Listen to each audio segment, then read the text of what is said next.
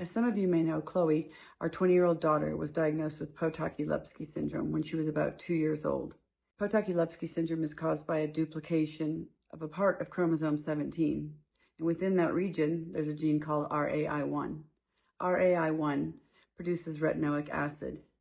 And because people with PTLS have 3 copies of RAI1, there's an overproduction of retinoic acid. Retinoic acid levels have an impact on a lot of different body systems, creating many outward symptoms like hypotonia, behavioral changes, intellectual developmental delays, which is really a euphemism for the fact that our people with PTLS will always struggle intellectually, autistic type tendencies, OCD, anxiety, speech delays, or a complete lack of speech, and in some cases, failure to thrive, heart issues, and kidney issues. Chloe was diagnosed shortly before her condition even had its real name, its official name.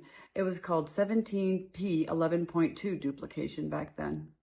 When Chloe received her diagnosis, very little was known about what it meant with regard to development as well as lifespan. We just knew that Chloe wasn't meeting her milestones the way her brother had, or the way that her cousin, who was 2 months younger than her, was meeting his. And for the most part, she wasn't interested in the things that typical 2-year-olds want to play with or want to do.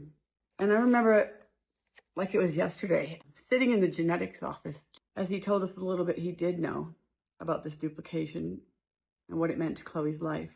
When he finished, Joe and I sat there quietly for a few minutes, and then I asked, "Do you think it'll be a treatment or a cure one day?" And the doctor matter-of-factly said, "Not in her lifetime."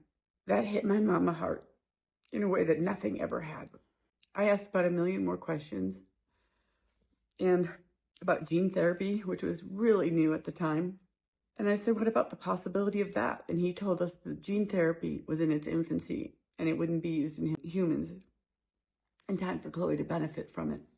Well, I chose not to believe the geneticist that day, and I began doing research and reaching out to anyone that would listen. And more importantly, I began praying every single night for a treatment or a cure for this syndrome with which our daughter had been diagnosed.